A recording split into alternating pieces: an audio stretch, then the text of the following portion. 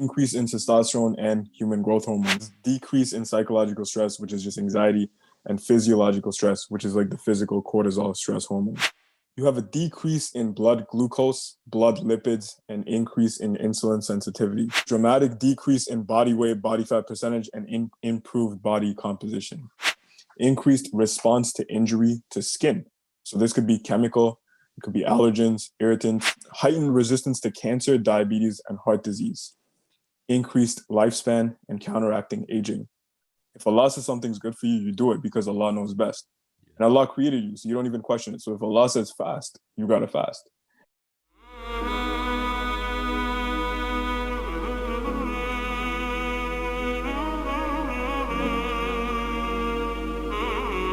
The way that your life is set right now is basically accommodating pornography.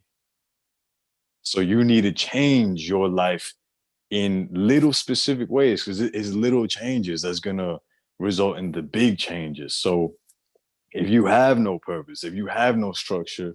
Assalamu alaikum wa rahmatullahi wa barakatuh, everybody. I hope you're all doing well, inshallah. Can you guys believe that Ramadan is literally right around the corner, a few months away? Get out of here, bro. Like, it's coming up. Like, okay, firstly, people need to start making up for their fasts and what they miss, because it's coming up. Sisters, brothers, if you miss any days fasting, you have to make it up before the next Ramadan comes, before it's too late. But Ramadan is coming up, and it feels like the last one just passed. It felt like the last two Eids in Ramadan, like it just happened. And maybe it's a quarantine that's throwing me off. But last Ramadan was in quarantine, wasn't it? Mm-hmm. Yeah. Might I even add, that was my best Ramadan so far. Really? Do you want to talk about that? I feel like, just simply put, bro, being at home, being quarantined, being in lockdown, it gives you a lot of time to reflect. Yeah. And everyone's at home. Everyone's going crazy because of COVID. So either you guys all go crazy together, or you work past it, really connect with Allah, detach from this dunya, et cetera, et cetera. Yeah, subhanAllah. And that's the thing, because fasting forces you to do that. Fasting makes you closer to Allah, because in essence, you're detaching yourself from the world. And naturally, detaching yourself from the world will bring you closer to the afterlife, bring you closer to Allah. And this is one of the beautiful parts and aspects of fasting for the full month of Ramadan.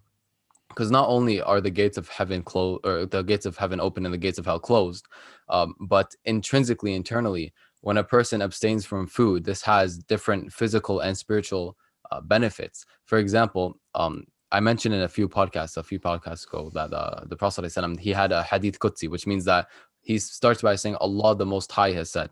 So this is Allah saying that the most beloved acts of worship to me are the ones which I made obligatory, right? Including fasting and salah and stuff. And then Allah says, and then the servant continues to get closer and closer to me with voluntary acts of good until Allah begins to love them. And the rest of the hadith goes on. It's very beautiful, mashallah, if you guys want to look it up. So the most beloved act of worship is fasting the month of Ramadan. One of the most beloved acts of worship is fasting the month of Ramadan. And Allah says there's a hadith that says the one thing that a servant does for Allah alone, that's for Allah and that's it, is fasting. And it's amazing, because even fasting has so many benefits to it. Like, you would think that if it's for Allah and like that's it, and Allah's going to reward you for it immensely, then like, okay, maybe there isn't much that we get out of it. But no, there is so much we get out of it, which maybe is why Allah rewards us the most, because there's so much khair in it, there's so much good in it, mashallah.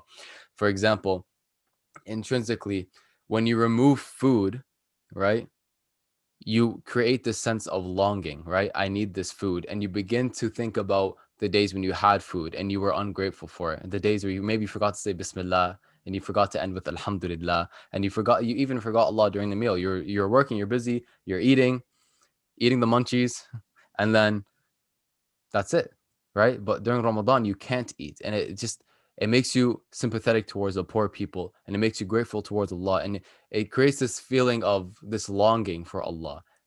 And that's when, reading the Quran comes in, and praying the salah on time comes in, and then Eid at the end when you celebrate. It's amazing. It just creates this taqwa, this consciousness of Allah. And that is the state that every Muslim should strive towards getting to, just being conscious of Allah constantly, which is why it's also sunnah to fast Mondays and Thursdays, the 3 white days of every month. and so on and so forth. Hold up. I got a white girl question to ask. What's up? Not even water? Not even water. Not even water. No. But the thing is, for anyone who doesn't know, we wake up in the morning before sunrise and we eat our breakfast then. And then we fast until sunset, and then we have our dinner then, and then we're good until the next, a little bit before the next sunrise. Yeah, before all you hippies come in, we don't fast for the whole month straight. Yeah. We have eating windows and fasting windows, just like people that fast for fat loss. Yeah. And the spiritual connection, the spiritual uplifting you get from Ramadan is something that I personally can't do justice with just words. It's something somebody has to experience, right? And there are videos out there, people who, there's this one lady who made a video fasting a certain amount of days to get closer to God. And it has like 700,000 views or something like that. There are people out there that have this longing, right? And they see fasting as a means towards God. It's something that Moses did, something that Jesus did, peace be upon them. And it's something that's been kind of reiterated in the scripture throughout history. Fasting is just one of those, it's just one of those things, you know? So one of those acts of worship that not only is it amazing in the sense that, you know, God would love it if you have, you know, the right intentions, but it's amazing in the sense that it brings you closer to Allah, right? It creates that beautiful connection with Allah. It's kind of reminding yourself how dependent you are on Allah and everything He provides, and how ungrateful you've been this whole time. Because imagine, you know, Allah is giving you all this stuff for years, for decades, for lifetimes, and you're not, like, you don't even think about it, right? You fast one day, and you can't handle it, and you're like, man, all those days, all those years, those decades, I was ungrateful. SubhanAllah. It's mind-boggling, man. 100%. And I always look at it like there's like three schools of thought, right? So the first one's when you fully submit to Allah. You believe in Allah, you believe in one God, you have Iman. And this is where you kind of don't question things anymore. If Allah says something's good for you, you do it because Allah knows best. And Allah created you, so you don't even question it. So if Allah says fast, you gotta fast. And this is a very good school of thought, because once you form that Iman, provided you're able to do it, inshallah, everything you do is going to be right, provided you take Allah's advice. And you're kind of protected from shaitan, jinn, and all that. Now, there's a second school of thought, which is like, okay, I don't fully believe in Islam. I don't feel that yet. But if I had to pick one religion, I'm going to pick Islam. Like, if there had to be one, Islam makes the most sense, logically speaking. And if you had this school of thought, inshallah, what we're going to do today is give you level 2 type advice, which is on talking about scientific literature, clinical studies, to kind of reaffirm why, physiologically and psychologically speaking, fasting, and specifically dry fasting, which we do in Ramadan, is extremely beneficial to our soul, our body, our mental health, our cognition, everything, the whole nine. But again, the best mode of action is to do level 1, which is Allah told you to do it. So just believe Allah. But if you're not there yet, again, that's what we're trying to do. We're not trying to replace deen with science, but we're using science to reaffirm and reinforce the deen. All right. And then with that being said, it goes without saying the third school of thought is just people that aren't even there yet with Islam, let alone just believing in like full feeling Iman. So with these people, again, just keep doing you. I'm gonna give you advice that Aanghel always preaches: just be in a very receptive state to be led by. And if you're being present, you should be led to God. Inshallah. Inshallah. Beautiful reminder. Y'all got anything to say before we go in? Aanghel, you excited for the first Ramadan of your life? Yeah, dude. I was actually thinking, and I had all these like random thoughts of like, oh, you know what? Maybe I'll do Ramadan next year because I'm so new and all this stuff. But it's like, bro, if I put it off, I'm just gonna keep putting it off. Like, bro, even Habib, professional MMA athlete at the top of the field, still did Ramadan, and he put off all fights. I think he still trained, but he obviously trained accordingly. Yeah. But like he stepped down to do Ramadan, and that stood out to me. Where I was like, all right, yeah, I gotta put my desires and my ego aside here. Yeah, mashallah. Mashallah. Alhamdulillah. I feel like it's this fear of other things that gets in the way of people. And just a side note before we dive into, fasting, but people got to realize when you put your trust into Allah, all your trust, I'm talking about put all your eggs in this basket, everything else falls into place. Yeah. Because there's people here like, oh, I don't have time to pray. I got an exam coming up, so I'm only gonna study.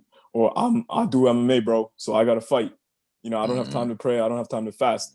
If I do that, it's gonna pull me away from my purpose, which is fasting and all that. But they fail to realize that if you trust in Allah and Allah has your back, oh, this dunya is gonna be at your feet. Allah created everything here. So why are you putting off Allah for dunya things? Yeah. Yeah. Has anybody ever lost from trusting in Allah and doing what he says? Has anybody ever lost anything? No. No. People lost by not listening to Allah and His commandments? Hell yeah, I have myself. So, I mean, that goes. I have. You have. Everyone has, bro. Yeah. Iblis, bro. Major L. Yeah. Big L. Anyway, before we go in, guys, quick disclaimer. This is not to be interpreted or to replace any medical advice. See a physician, see a healthcare provider if you're considering doing any type of fasting, including Ramadan, if you feel like you're physically unfit. With that being said, let's go straight in. I got a quick question for Angel, though, because you used to be a personal trainer. I'm a personal trainer. So I know some of the language that I'm about to speak is not going to be foreign to you. It might be a little bit to Rami. Unless he's been getting in that intermittent fasting, boy, then it's not going to be foreign to you. But, bro, what is intermittent fasting? It's basically you have an eating window, which means you have a set amount of time that you eat, and then the rest of the time you are not eating. You can drink water, or you can not drink water if you're trying to do the dry fasting. But, in normal terms, what people usually do for intermittent fasting is they'll do a 16-8 protocol where they'll fast for 16 hours. Obviously, they're sleeping anywhere from 6 to 8 of those hours. And then they have 8 hours where they eat, where it's like they would eat their first meal at 12 and then 6 p.m. would be the cutoff. Actually, no, I take that back. 8 p.m. would be the cutoff here. That would be 8 hours. Mm-hmm. Or if you do 10 o'clock, then it would be 6 o'clock. Mm-hmm. It's really as simple. It's as simple as that, to be honest.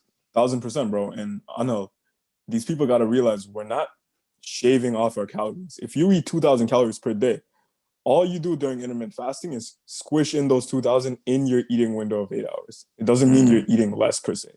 But there's a lot of benefits we're going to talk about. Like, I think it boosts your human growth hormone by like 400%, testosterone by 200%. So you're eating the same. It just, there's a limited window now. All right. So first thing I want to get out there, I want to kind of, Angel talked about it a bit. Let me kind of clarify. There are two types of fasting. There's wet fasting and dry fasting, right? He talked about dry fasting where he said you could do it if you don't want to drink water. And it is harder, I'm not going to lie. You might feel a little dehydrated the first couple of days, so be on the lookout for that. Maybe, use some salt in your water, put some pink salt in that. It'll help you stay hydrated. But essentially, dry fasting is the Ramadan style fasting. Dry fasting is just, instead of what he said, the 16-8, which is 16 hours a day fasting, you could still drink water in that time and the 8 hours of eating and drinking water. You basically go the whole 16 hours plus. So it's up to, some people have done it for 4 or 5 days, where you literally just don't drink water at all. And what happens to your body when you stop drinking water and you do dry fasting is you enter the state called autophagy. Rami, have you heard about that or no? So we got cells in our body. Millions, billions, trillions. We got cells in our body. And what these cells do is they're constantly replicating, right? They're constantly dividing, and that's how we stay alive. We got some cells that have been part of us for months, if not years. And we got some cells that are regenerated every day, right? What I'm trying to say with this is we have a finite number of cells, though. Yeah, they're always dividing, but we don't get more. And a lot of that could be dead weight. All right. A lot of it could be just old cells that are toxic, not really functioning as well. What autophagy does, the state I talked about, which you enter when you do dry fasting, is you enter a state where you literally kill off all the weakest cells in your body and you literally recreate new cells and you replenish them. So it's almost like, and guys, this is phenomenal because 1,400 years ago, nobody knew about this. But what dry fasting is all the cells we have in our body that are not functioning the best. So it could be weak nerve cells. If you got weak nerve cells, it's just going to affect your cognition. Weak muscle cells affect your physique, maybe have more fat composition. You got weak digestive cells, you're probably not going to, digest the best type of foods as efficiently. So if you essentially kill off all of the weakest cells, it's like survival of the fittest, right? And then only the strong cells survive. And if only the strong cells survive, they're going to now divide and replicate to be just like them and create copies that are only superior. So it's essentially taking the only good cells you have in your body and making that 100% of your cells and killing off the worst ones. All right. So it's basically like an immune system, nervous system, muscular system reset in a way. All right. So there's been a lot of studies, guys. I will link them all in the description box down below. But the first thing I want to talk about, and we'll go step by step. So I'll say one or two of these points, and then I want to hear out your thoughts, what you guys have to say about that, all right? So the first thing, bismillah, is decrease in psychological stress. So that would be anxiety, and physiological stress, which would be cortisol. Have you guys had any experience with that? What do you guys think? With stress? Yes, I have. With the effects of it? Bro, repeat your effects question. Have decreased. Repeat your question. I'm repeat the statement. I'm gonna tell you guys findings from the studies, okay, from dry fasting and Ramadan, and I basically want you guys to tell me if you could relate to any of these, if you've had any experiences, if you haven't, not just with the symptoms that I say. So the first one is decrease in psychological stress, which is just anxiety, and physiological stress, which is like the physical cortisol stress hormone. I would say 100%, especially recently. Okay, what about you? Could you use it in a sentence? Yeah. I'm messing with you, bro. I'm messing with you. I'm not gay. But yes, of course. Have you had any experience with that during dry fasting? You talking about the anxiety and all that and the stress? Decreased anxiety, decreased stress. Yeah, I've never done dry fasting where it's like, oh, okay, I'm doing dry fasting where I'm like sitting out to do it, but I've done it unknowingly and it's crazy. 100%, man. I've done dry fasting, water fasting. Water fasting is basically when you don't eat for 3 to 5 days and you just drink water. Mm-hmm. And I still do this thing called intermittent fasting, which is the 16-8 that he talked about, and I do that every day. All right, next thing I want to say is dry fasting kills all of our weak cells, which we already talked about. You have a decrease in blood glucose, blood lipids, and increase in insulin sensitivity. Now, a lot of big terms there, Aanghel. What could you say simply about insulin sensitivity? Ooh, boy. Hold up now. All right, so insulin. We all have insulin. We eat food, we release insulin. What insulin's purpose is, it removes excessive amounts of sugar that are in your bloodstream. No matter what you eat, even if it's fat or protein, it is still releasing a certain amount of sugar. It's still converting to a certain amount of sugar. So a certain amount of glucose, that's what it's actually released into, glucose. A certain amount of glucose is going to be released into your bloodstream. And the insulin, literally, it's released, I want to say, bro, correct me if I'm wrong, by your pancreas. And the pancreas releases the insulin to be able to remove any extra amount of glucose, any extra amount of sugar that you have in your bloodstream. Because if you have too much, a lot of bad things can start happening. That's the problem with diabetics, is that they have way too much sugar in their bloodstreams.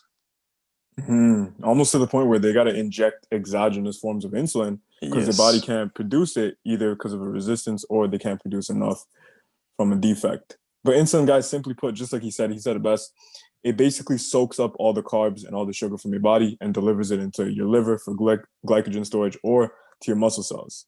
Now, like he also said, the reason we don't want sugar just floating all about freely in your blood vessels is because sugar is inflammatory, and lingering in there too long will lead to you essentially attacking your own blood vessels, which is not good. It's very true. All right. So one more thing that we already talked about before I said that is decrease in blood glucose and blood lipids. So again, all good things. Next thing is increase in testosterone and human growth hormone. We already talked about that. Increase in physical and emotional well-being. We talked about that. Increased response to injury to skin. So this could be chemical, it could be allergens, irritants, and rapid wound healing. What are your thoughts on that?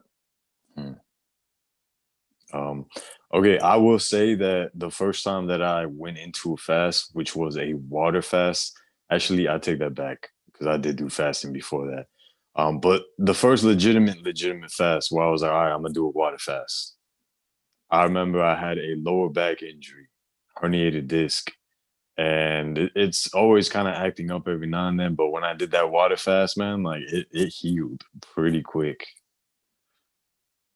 Phenomenal, bro. Rami, anything you gotta say? I mean, I've never really been, I don't know, I've never really like taken the time to observe these things like, oh, after I fasted, you know, this and that happened, right? Because it's been a part of my life, like my entire life. So it's never really been, you know, something I would observe. I got a question then. Yeah. What about your broken heart? My broken heart. Um, Honestly, fasting, I think anything that connects you to Allah removes you, or anything that, yeah, connects you to Allah removes you from the dunya. A broken heart is a part of this dunya. So fasting, getting close to Allah, would remove that from you, inevitably. That's the one thing that, you know, I use and that many people use when they go through a hardship, is just the connection with Allah. Well, I feel so bad for people who don't have that, because like, what do they have to latch onto, right? 100%, man. Talk about short-term gratification and stuff, but fasting, yes, for a broken heart, phenomenal. Phenomenal, man. You guys had heard it here first. Rami Al Khalil gave you that 5 out of 5 rating. Thank you for that, brother. But here's right, guys. All these damn jokes aside, fasting is a remedy. It prevents you from fascia, which is guilt, which is just filth and just dirt and just sins in general, inshallah. And there was a hadith where the Prophet ﷺ said to talking to the youngsters, to the youth, any of you that can support a wife, get married. And if you can't support a wife, fast. For fasting diminishes sexual power. And the term that they use in the hadith in Arabic, they're not talking about diminishes and decreases that, or like, you know, kind of lowers your drive. Nah. The term they use, if you want to translate it to English, the actual translation is castration. It's as if you've been castrated. That's how much you literally feel like you're not gonna feel that sexual drive anymore. Yeah, anyway, carrying on. Subhanallah. So increased response to overall infections and pathogens. Guys, we already talked about this before. You basically kill off your weaker cells. So let's talk about immune cells. Only the strongest immune cells that you have survive. So basically your immune system is going to be on 10. Heightened resistance to cancer, diabetes, and heart disease. Increased lifespan and counteracting aging. Any thoughts on that? Counteracting aging, mashallah. I feel like that's a big one for a lot of people. A lot of people, when they get old, they lose it. You know what I mean? 100%, man. 1400 years ago. There was also a hadith where the Prophet ﷺ said, there was this guy laying on his stomach somewhere. I don't know if you know about that, but the Prophet ﷺ went and, he was kind of like just nudging his face and trying to get him up. And he woke up and he's like, don't sleep like that. Allah hates that position. And the guy was just kind of like confused. Like, and a lot of people might be confused. Why? And at the end of the day, like 1400 years ago, nobody understood it, but they submit to that. They listen to that because they knew that Allah didn't like it. Now, in class, we're talking about spinal mechanics and spinal surgery. And it's crazy how you literally learn that the position of sleeping that puts you in the most compromised state of your spinal health, I'm talking about disc bulges, I'm talking about disc slips and all that, it's going to be sleeping on your stomach. And what's crazy is I had this issue personally where I would sleep on my stomach all the time. And I woke up with neck pain and back pain. And it's just crazy, man. But Allah said it best. All right, next one I want to talk about is overall decrease in inflammation, arthritis, and mobility issues. Any experience with that? Yes. I've never really had issues with that personally, to be honest. I had tendonitis in my right forearm. And I remember I had done another water fast, and literally, like, it didn't heal 100%, but I'd say it healed close to about like 70 to 80% in a few days. So subhanallah, it's incredible what fasting does to the body. Mm, okay, 100%, man. Could be attributed to the lack of blood sugar in your body because now we know, inflammation is caused by sugar, and you're kind of lowering your blood glucose through dry fasting. But again, that's just my causality. It might be, might not be. Next thing is dramatic decrease in body weight, body fat percentage, and improved body composition. Any experience with that? I don't know. I don't know if I could actually give like a personal experience. I know when I did any form of fasting, like I would flush out all the water and I would just look ridiculously lean. And in terms of like muscle mass proportion to fat, it would be greater muscle mass and less fat as to what I could see. But I've never done like a DEXA scan or anything like that where it said like, oh, okay, well, here's the difference, you know? I agree, man. And like logically speaking, rationally speaking, it makes sense because your human growth hormone and testosterone is through the roof. So body recomposition, body fat just flushing out, same with water, it makes sense. Rami, you got any experience with that? I've been skinny my whole life, man. You've been skinny your whole life. You've heard it here first. Next one is gonna be no adverse effect for cardiovascular and respiratory system. So this was a meta-analysis where they talked about people being like, okay, I don't want to fast because what if it harms me? What if it's dangerous? Because again, these are people that are postmodern, today's men and women.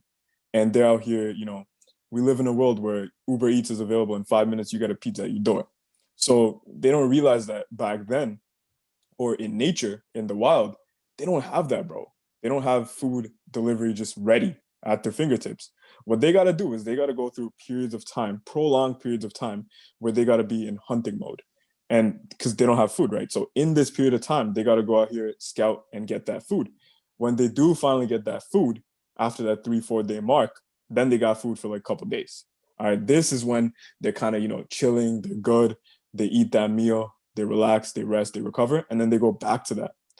So it kind of makes sense how, like in nature, those hardwired things are still in our body, the way that Allah designed us, subhanAllah. Because when we go into that fasting state, it's almost like we're in that hunting state. Because I know personally speaking, cognition, focus, alertness, productivity, all those things go up in your fasting window, at least in the beginning, compared to when you're eating all day. Mm-hmm. You guys got any experience with that? Yo, and technically speaking, all right, if someone were to eat in abundance and um in personal training or just in bodybuilding or in fitness in general, it's referred to as caloric intake. So like someone could be eating 2,500 calories a day. Another person could be eating 3,000 calories a day. That would be your we'll call it maintenance level. You would eat that much to maintain what you have, like your body weight composition, all that good stuff. All right, but like if you ate a surplus, like let's say 500 or 1,000 calories over that maintenance, you're probably gonna put on some fat, maybe a little bit of muscle if you're training, but probably more fat than muscle. All right. Now, if you were to include several days in the week or even one day in the week where you're just fasting completely, like you don't even eat that day, that would be the same as you eating maintenance every single day. But now the days where you do eat, you are able to eat in I'm not gonna say anything you want because it doesn't work like that. It doesn't work like that. But you can eat in excess and not have to worry about like gaining weight because like technically at the end of the week the amount of calories you're getting in is still equal to the amount you'd be getting in if you were eating at maintenance every single day. So it gets pretty interesting the more you get into it. 100%, man, 100%. That was a good point. Um, Next thing, and guys, based on this, all we're trying to say is this is to like reaffirm the person that is growing up in this kind of soft world where they got food every now and then, they got snacks, they got 8 different meals all day, uh, delivery on deck, Postmates, you name it. So back then we didn't have that. We were hunters. We didn't have food at our disposal. Even if we're not talking about like Homo sapiens and like before that, even if we're not talking about that, even if we're talking about just early primitive modern humans, right? Not the 2020. I'm talking about centuries ago, thousands of years ago. right? We still didn't have food at our fingertips. We had to still hunt, we had to ration, we had to forage. So because of that, it makes sense that we're not naturally supposed to be in a state where we're eating 24/7. All right. All right. Next thing I want to say is because of that, fasting has been proven to have no adverse effect on cardiovascular and respiratory systems, contrary to people that might be worrying about that. No adverse effect on hematologic profiles and endocrine and neuropsychiatric functions. So you're not going to have anything wrong with these things for people that are wondering. And I remember like when I was in high school, I had this course, organic chemistry, in grade 12 chem. It was like a unit in that. And it was like people were struggling with that, man. Like everyone was scared. It was the first time we did orgo in our life. Little did I know I'd do like years of that after that in uni. But again, besides the point, crazy, and people were losing their minds. Did Now, you say Ramadan, that was the first time y'all did oral? orgo. Orgo, okay. Go ahead. It was kind of oral, bro, because some people just got their bottoms handed to them, bro, in that final. But anyway, with that being said, when we did this course, it was Ramadan. And here I'm thinking, I've always fasted in the summer, but you know how the days it gets pushed back 20 days, or it comes pushed back 20 days every year, something like that, right? So if it's May 20th this year, I think next year it'll start like 20 days ish before. And that's just how it goes on, because the Islamic calendar is not the lunar calendar. And when Ramadan hit, just give me a sec. Yeah, can y'all see me now? I got a random call, bro, from Slovakia. I don't even know where that is. Bro, don't play, bro. You know your girl just called you. Nah, you playing, you bugging out, bro. And I don't even know where Slovakia is. Whoever just called, they called. I didn't even click decline. They just hung up. So you're lost, whatever. Anyway, as we're saying, what was I talking about? Remind me. I Orgo. don't remember, Okay. honestly. So we're talking about Orgo, and it's Ramadan now. Used to be in the summer, but now it's kind of towards the last month of the year. And we're here like, damn, bro, like I gotta study, these are some hard exams. And you could also fast and kind of put your faith in Allah. And bro, I realized I got this far only with Allah. So what I'm gonna do is I'm just gonna fast. Yeah, I gotta study during the fast. I don't know how it's gonna be. But bro, and I'm not saying this to like boost myself or toot my own horn, but I was getting like 95s in high school in my final year. And in every single organic chem midterm, I got 100%. Like I got perfect in all of them. I didn't even miss one mark on all of them. And I remember fasting, like thirsty, like literally like struggling for Allah's cause. And literally like during lunch hour, when everyone would eat, I would go home. So I'd run all the way home just to like study, right? Just to get my extra like, repetition, memorization, get everything done, come back to school and then just perform. And subhanAllah, bro, this was all Allah, 100%. So also brings me to my next point where um, you have higher than non-fasting psychomotor function, visual attention, visual learning, memory, and sleep quality. All right, so these were the findings for cognition. So it's not really a bad thing, guys, to do Ramadan. Now, last thing I want to say, contrary to normal people's belief, Ramadan fasting has only been shown to mildly influence the immune system in those who are already altered. So it's not going to get too much worse, but most people it gets better. Ramadan fasting during the second trimester of pregnancy was also shown to be safe and did not result in negative fetal outcomes, contrary to anyone that might be wondering, should I fast? But again, obviously talk to your gynecologist and all that. Don't just take this advice.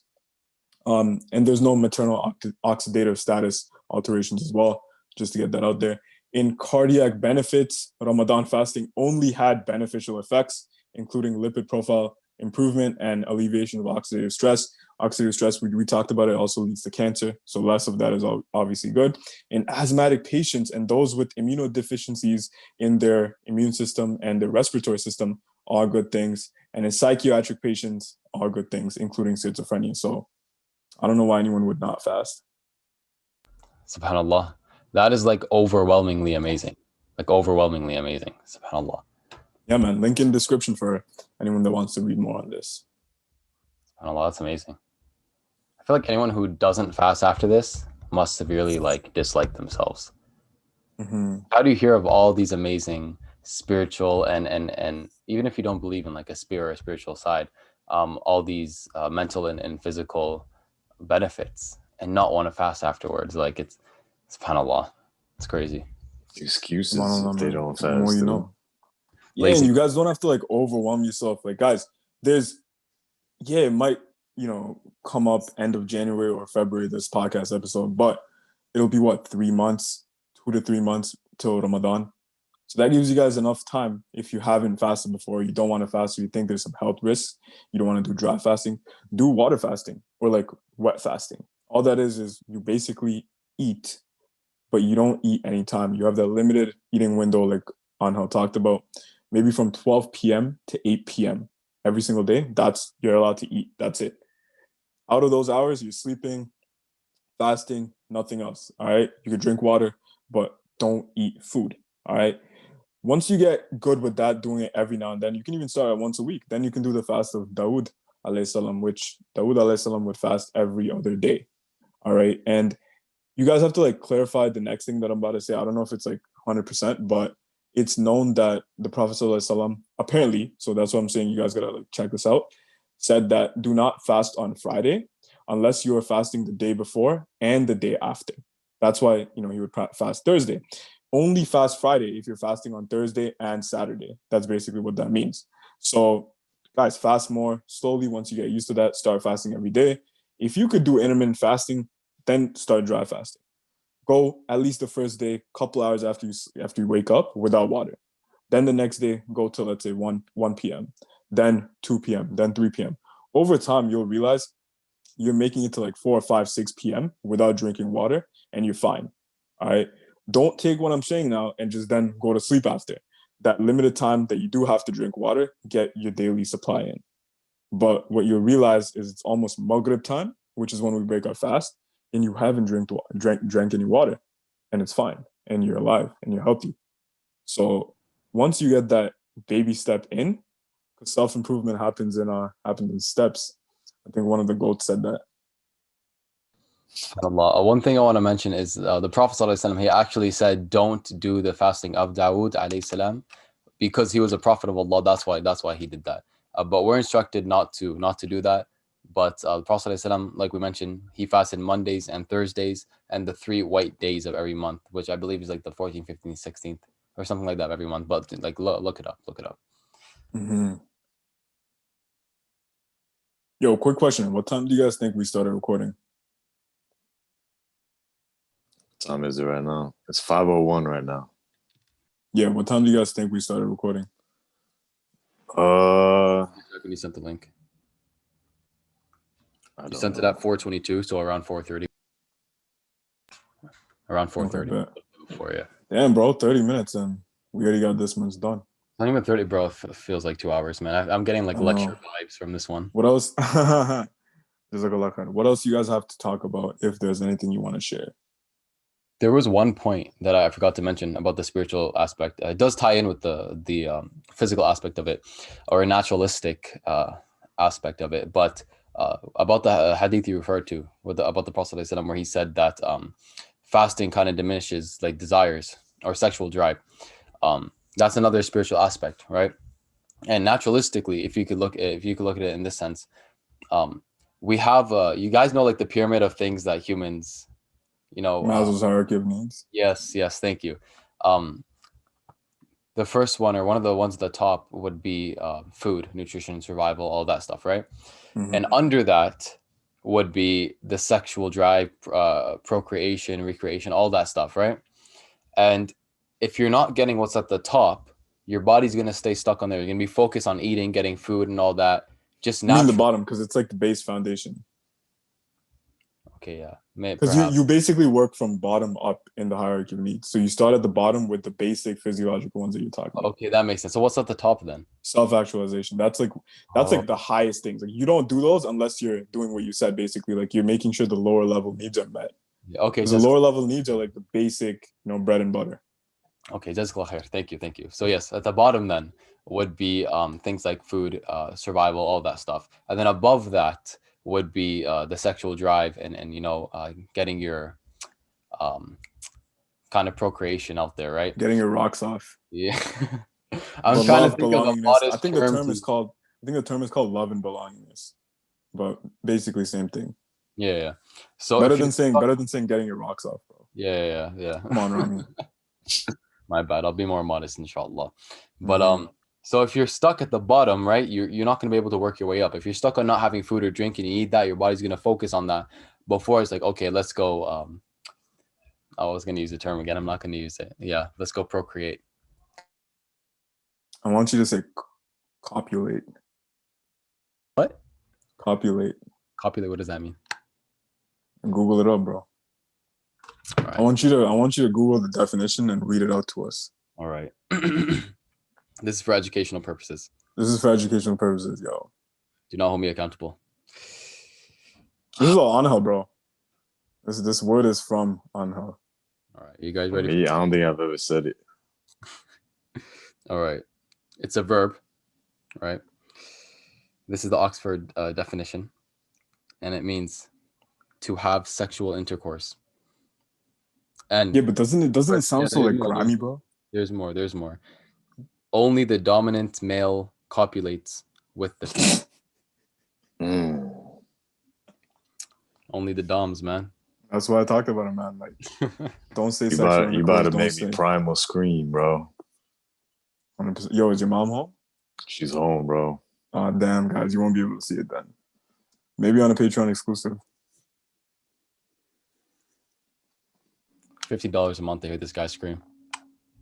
That's the next tier. That's not all they get. They get the OnlyFans from Faiyad, and they get the SoundCloud from Lil Queasy. Lil Queasy, yeah, facts. Guys, don't miss out, man. One life. All right, next thing I want to talk about is the actual thing of how we fast and how we can optimize the 2 meals that we have. Now, the 2 meals that we have aren't limited to the only 2 that we have during Ramadan, but they're primarily the 2 meals that we, as in the Islamic tradition, we practice. All right, so the first one is iftar. So iftar is the meal that we break our fast with. All right, it happens as soon as Maghrib is done. Matter of fact, Allah subhanahu wa ta'ala says, put food in your mouth before you come pray. For if you come and pray first, your mind's going to be on food and you're not going to be present. So this is when you want to, take that sip. What I usually do for iftar is I usually have like dates, because the Prophet ﷺ broke his fast with dates. And I drink some water or some juice, anything just to rehydrate myself, not too heavy. And then I go pray salah because I still want to pray on time. After that, I come and then I eat properly. You get what I mean? Like, I go in with the iftar. Iftar, usually I eat something super high glycemic, which is just really carby. It'll get absorbed by your body fast, and I have some protein with that. I try to limit my fat and then, get the water in through the night. Now, the second meal I want to talk about in the Islamic tradition is suhoor or sehri. So suhoor is the meal we eat before we start the fast. So this is right before Fajr. Once it's Fajr, you cannot eat or drink anymore until Maghrib. So for suhoor, what I usually typically eat is something high fat and high protein. Something like steak. Growing up, you might have had, some nice rice and some biryani and some nice stuff like that on the table, bro. But that's gonna make you feel really hungry. You're gonna wake up with acid reflux. You're gonna feel that stinging, that burning sensation. You're not gonna make it through the day. But if you're having something slow digesting, like steak, which takes hours to digest, you're gonna be fine. So that's what I typically do for suhoor. These are the 2 main meals. You can obviously eat in between that.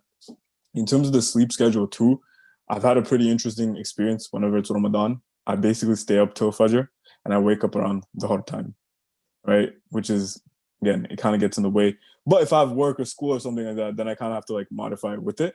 But again, Allah comes first, everything else follows naturally. Yeah, let me just chime in and say that the heartburn, the acid reflux, that varies from person to person.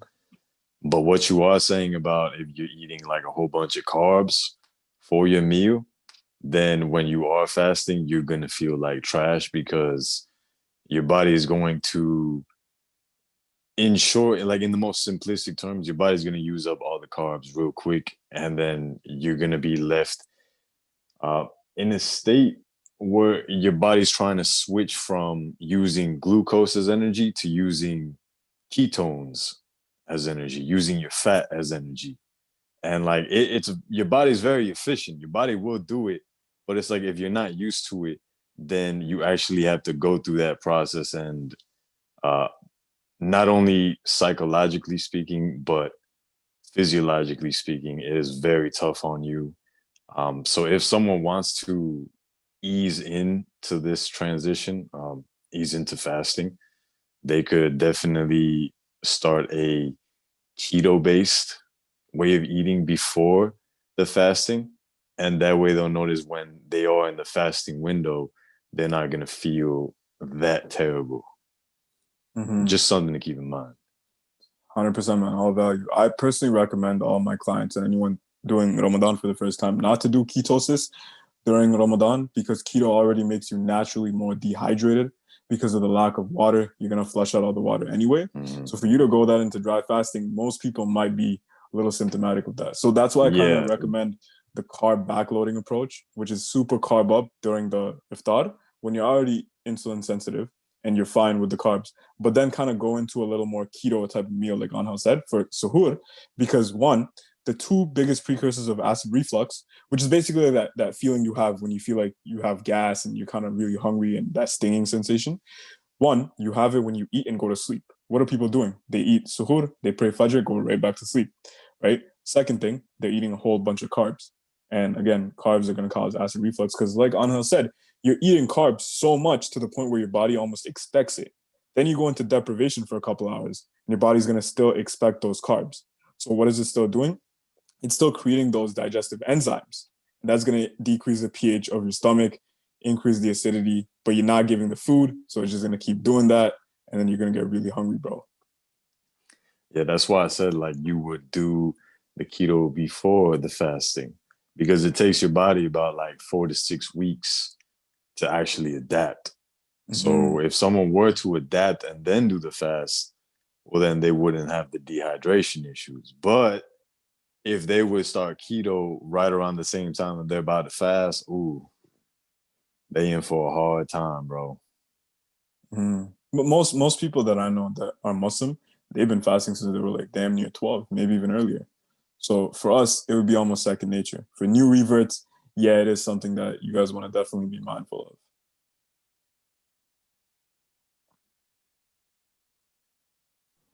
There's one thing I wanted to add. Maybe I don't know if I missed it. Did you say that you wake up around like the afternoon time, or is this a nap? No, I sleep from Fajr to Dhuhr, bro. Oh, okay, yeah. Because the Prophet ﷺ, what he would usually do, regardless of whether it was Ramadan or not, he would wake up at Fajr. He would stay up. He would take a nap at Dhuhr, and then he would wake up for maybe, I don't know, 10 minutes later, something like that, and he would stay up the rest of the day. So that's But I'm pretty sure he got most of his sleep in before Fajr. Yeah. I'm not getting any sleep. You're not getting any. No, that's what I'm saying. Yeah. I stay up till Fajr. I sleep after Fajr.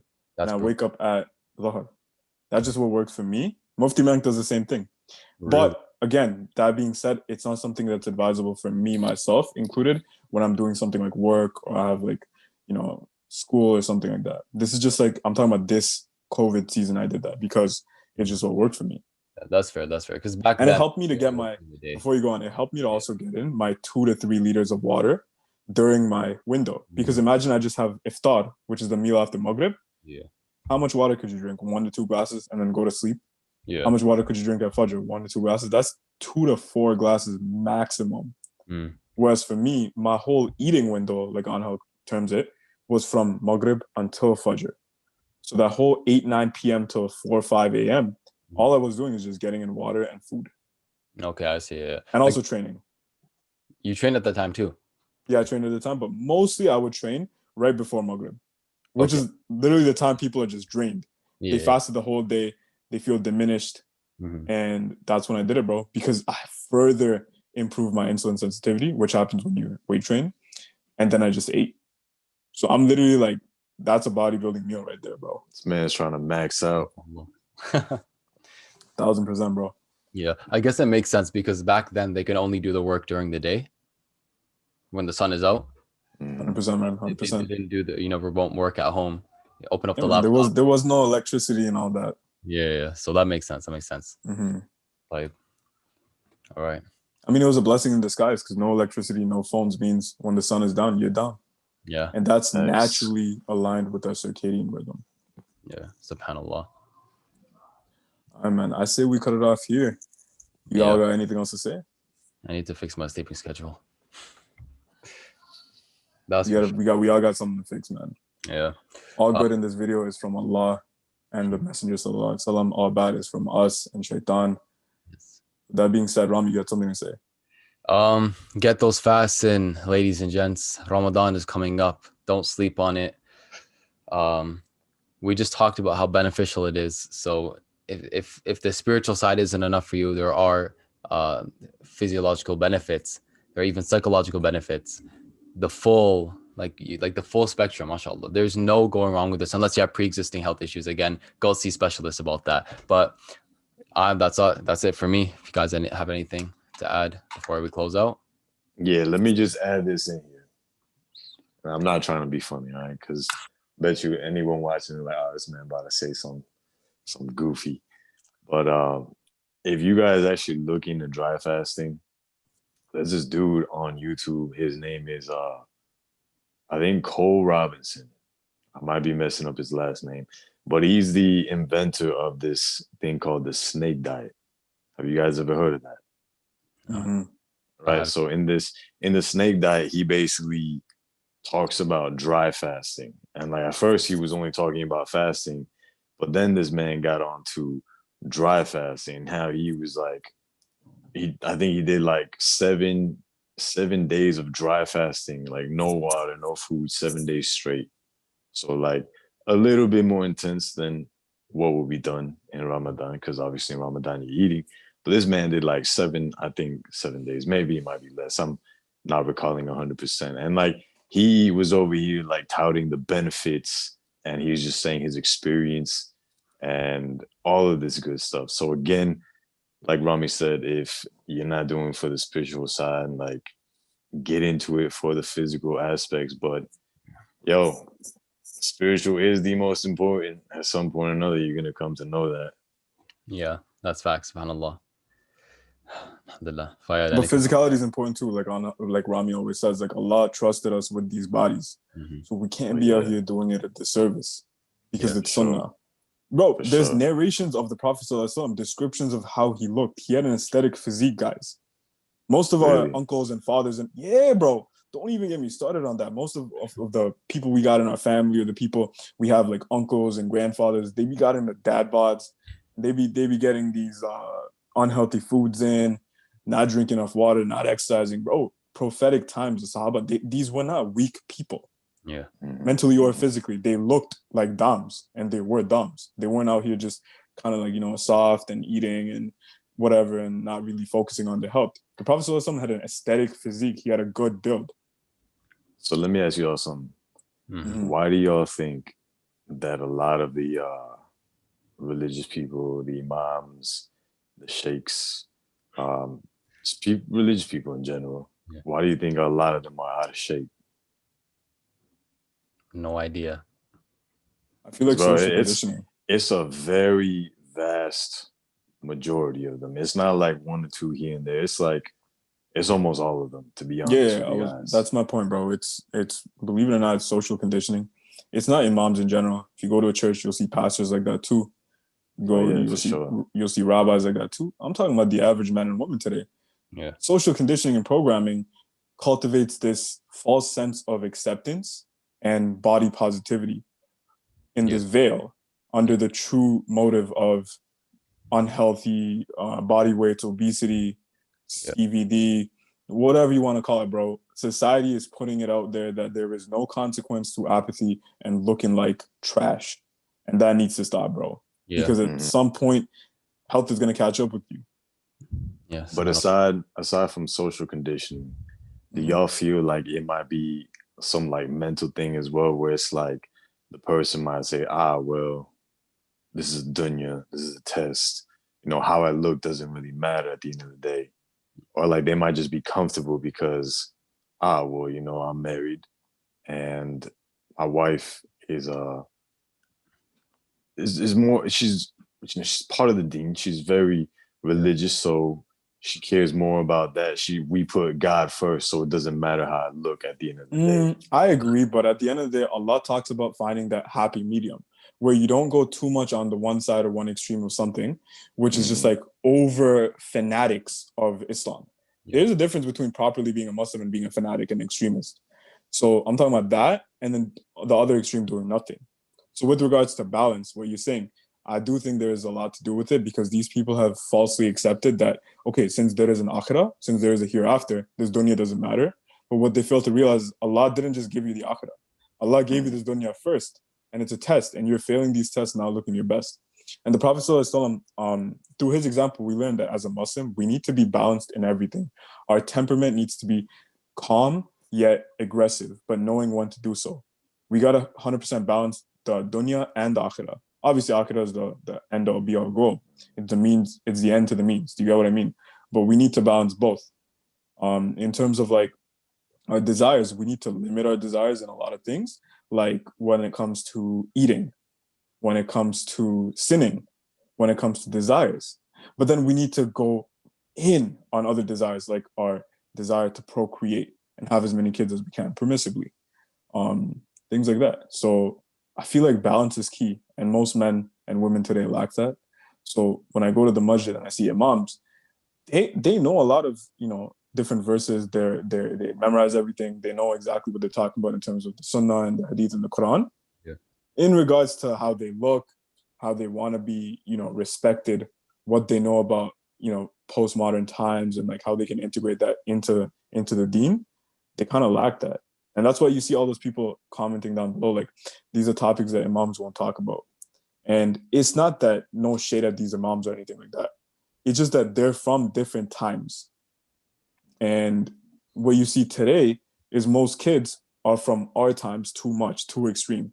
So they'll be too postmodern. They'll be too like, oh, let's forget about Islam. Do you get what I mean? Yeah. Most people aren't like us and the viewers here, inshallah, that are trying to like integrate the two, still trying to be a good Muslim Salafi man or woman living in today's postmodern time. Yeah. Go ahead, bro. I think even the way you described it is still social conditioning, especially the part where it's like, my wife, she loves me for I am, and that's social conditioning. Because why are you getting in shape for her to begin with, right? That's social conditioning. So wait, say that one more time. You're right. Yeah, it's social conditioning to say, oh, I want to look good for my wife. Oh, she loves me the way I am, therefore I'm fine. Why do you need to look good for her? It's for Allah gave you a body. You take care of it for Allah, for the sake of Allah. You're right, bro. Because like they'll put this thinly veiled excuse of, oh, the Quran says my wife owes me sex, like she has to do it. Yeah, it says that, but bro, are you a man that she wants to do it with? Because it also says you can't force her. And how you gonna want her to be desired and attracted to you if you're not worth someone copulating with? Yeah, and exactly. And there's one Sahaba, the name slips my mind now, but there's one Sahaba that used to always comb his hair and make sure he's proper before entering the home. Because he wanted his wife, obviously to be attracted to him. And it's not that he was ugly or anything, but he just took the extra step. And cleanliness, I know it's a separate topic, but it's similar. Cleanliness in Islam is like half of Iman. It's a big part of faith, to be clean, to have that proper hygiene and taking care of yourself as well. Allah He entrusted you with this body and you're not taking care of it. And your reason for not taking care of the body Allah gave you is because of somebody else. What? Because your wife loves you. No, that makes sense because the key to Jannah is Salah. And the key to Salah is purification and cleanliness. So it all ties back to what Rami's saying, guys. I don't know, you had something to say? Yeah, I mean, again, I don't think it's just social conditioning. Like, I'm sorry, but when I was getting super spiritual before Islam, like, I just stopped caring about how I looked. And I let myself go big time. Like, I'm talking about, like, I went from being this stacked individual, like, bro, mashallah, diesel. If I look back at pictures of myself, I'm like, wow, like, I can't believe I actually look like that. But I went from that to looking like a hobo, bro, like fresh off the dump, like fresh out of the street, bro. Where people would look at me and be like, who is this guy? And like, I would just always say that it doesn't matter. Like, you shouldn't judge me on my physical appearance because, like, at the end, like, this is just a sack of meat. This is just a body. Like, I am the spirit. I am the ruh. You know, I didn't know about the ruh. I just knew about the spirit back then. So it's like, again, I don't think it's just social conditioning. I think it's also a mental thing where it's like once you do start learning more, not even learning more, but just like being woke to the Yeah. truth. Once you start being more woke to the truth, you kind of have this like mental paradigm shift where it's like, well, does it really matter what I look like? But then again, like we said, Mm, Yeah. we should take care of ourselves because this body is a gift. This body is almost like a loan. Like you say that all the time, that our bodies are loaned to us. Mm-hmm. And it's like when you guys are talking about the cleanliness and you're saying that the salat is the way to Jannah, bro, like think about all the people who get to the point where they can't use their body that well. They got a broke hip or Yeah. like their knee don't work or something like that.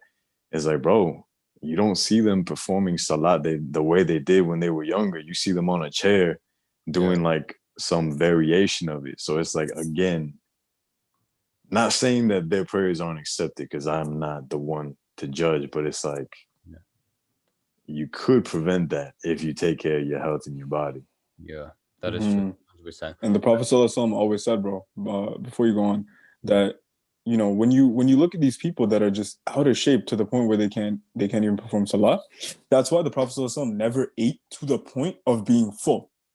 He always ate to the point where he nourished and recharged and rejuvenated himself in terms of energy, but then he never overate. He never indulged. And that's amazing and that's profound because then you have energy to go pray. You see what I mean? And you're not going to be out here, feeling heavy. This whole density thing just stems from that, bro. And I think you are right in terms of the mental thing that you brought up, the aspect, because it is when you get too into the akhirah and too into things that matter, you forget this dunya. You forget, oh, damn. Like I've seen people that are like, they're imams or sheikhs and they're proper, but it's like, damn, bro, 2, 3 days they haven't showered.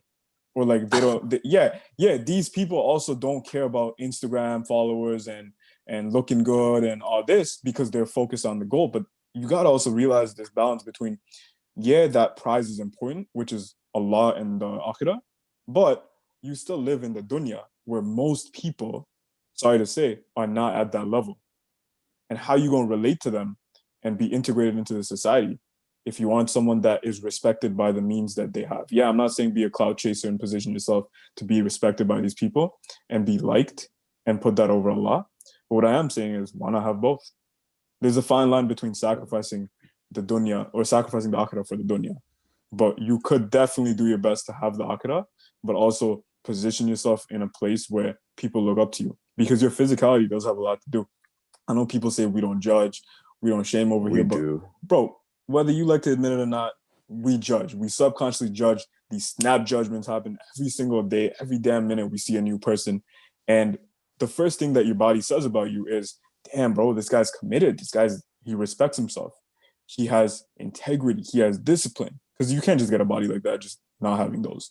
And when I look at someone that's fat or out of shape, I don't look at them and I'm like, damn, bro, like I despise them or anything. No, I have pity. I feel bad because at the end of the day, I look at them and I'm like, that's a reflection of their insecurities, unresolved problems they have in their head, deep dark trauma. That shows lack of self-esteem, lack of discipline, lack of just being a man or woman of your word, lack of self-control. Like if you're a little overweight, it's fine, but I'm talking about the people that are so far gone. Like you wonder like how they got there. But even that in and of itself is judgment. It's just a higher level of consciousness form of judgment. Because Mm-hmm. back then, when we were ignorant, when we were jahils, we would look at an overweight person and be like, look at this pig. Look at this muck. And if y'all know about Pokemon, then y'all will know the reference there. But like Yeah. we used Yo, how to you spell muck? judge How you spell muck? Let's see if you're a true Pokemans. MUK. This man knows, bro. Bro, you can't do me on Pokemon and Yu-Gi-Oh! Those are my things. But real talk, like that's how we would judge. And like you ask a little kid, like that's how a kid judge. A kid will look at a fat person and be like, oh, look at this fat person. They'll literally like blatantly just say, like, oh, look at this fat person, like why are you fat or something like that. and they'll laugh about it. But that's like, that's coming from a state of like innocence. Like they don't know any better. But like as you start growing, you become a teenager, you start learning more. Then it's like you get into this state where you're super judgmental because now your mind has fully developed. Your not your mind, but your brain has fully developed to the point where now your mind is more dominant. That's why we perceive things differently, and that's why we actually start to form a sense of ourselves even more. And that's why people start saying like, "Oh, I have anxiety, I have depression, all that stuff," because now their mind is developed to the point where they can have these issues. Versus when they were a kid, they didn't really have these issues. But to get back on track here, it's like as you keep progressing, as you keep waking up more and more, and you get to the point where it's like, all right, well, now you know more of the truth.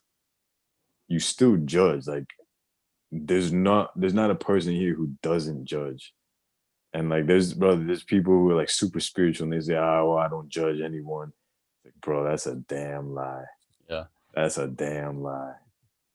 I feel like the topic of judgment is a really funny one nowadays because every time like you judge somebody negatively, you're judging them, right?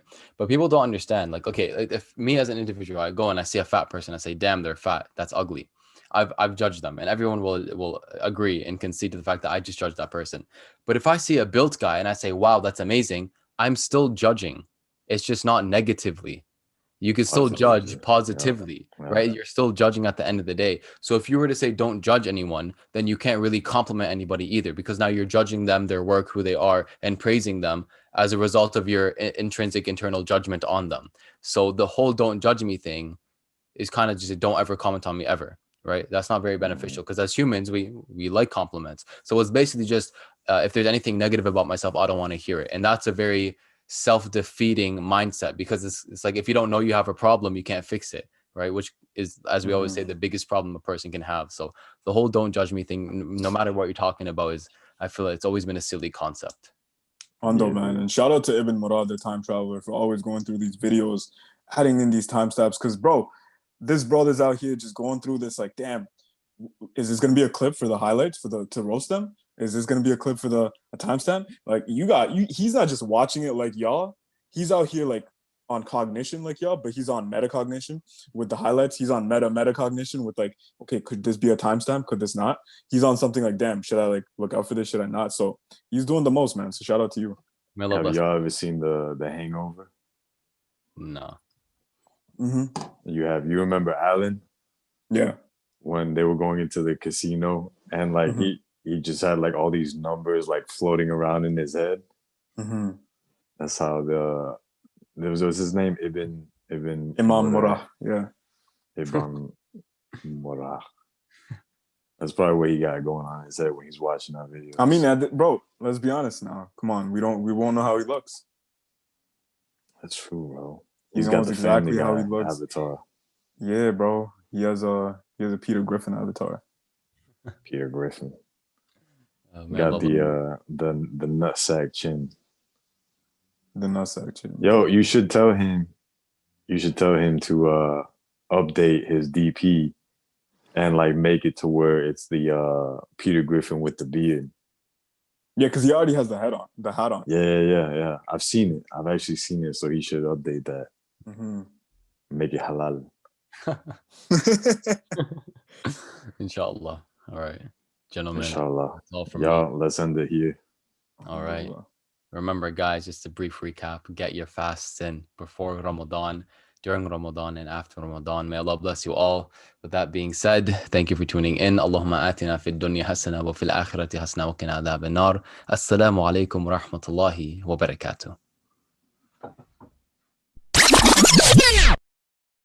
Allah subhanahu wa ta'ala says, الرجال قوامون على النساء. It's men who are responsible in the first place to bring about the change in this world. Men were sent as prophets. All prophets were men. It is an accountability, it's a responsibility. في رسول الله أسوة حسنة. The best example is the Prophet said. So you look at that. You look at Abu Bakr, Omar, Uthman, all the Sahaba, Khalid bin Walid, one of my favorite, Hamza, one of my favorite. Hamza was he was a lion hunter, for God's sake, you know what I mean? He just smashes Abu Jahl, you know. I've done my degree in biology and psychology, neuroscience and cognition. Okay, and I've done research, as I said, in Parkinson's.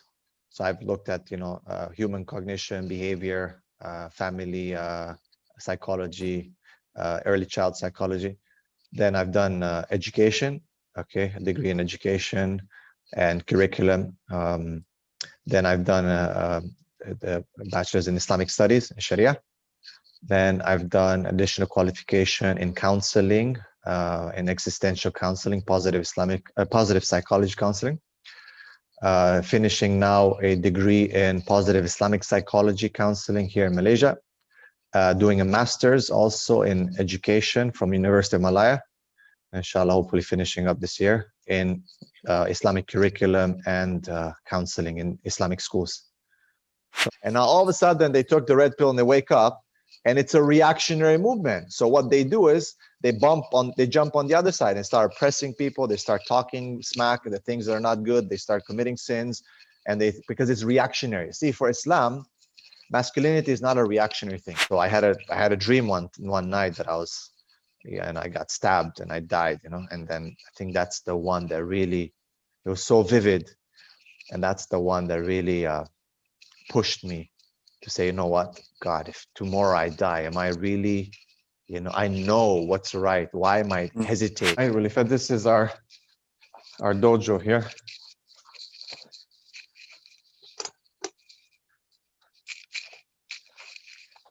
Bag. We got, you know. MashaAllah. Wow. So, you know, enough space to spar and everything. It's quite big, alhamdulillah. We have 4 bags.